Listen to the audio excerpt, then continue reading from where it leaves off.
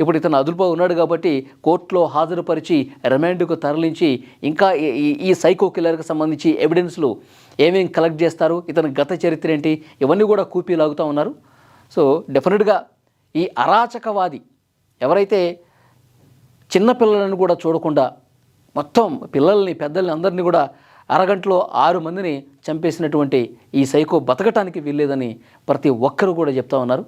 ఈ వీడియో చూస్తున్న వాళ్ళు కూడా స్పందించండి, కామెంట్ బాక్స్లో మీ కామెంట్ తెలియజేయండి.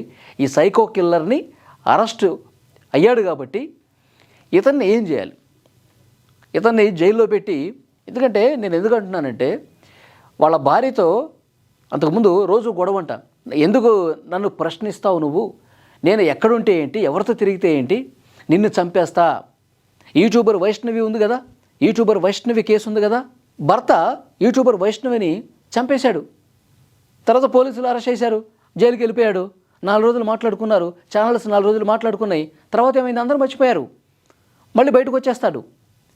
సో ఇప్పుడు నేను కూడా నిన్ను చంపితే, నిన్ను చంపినా ఇంకొకళ్ళని చంపినా 2 రోజులు ముచ్చట అంతే, మళ్ళీ నేను జైలుకి వెళ్తాను, మళ్ళీ వచ్చేస్తా.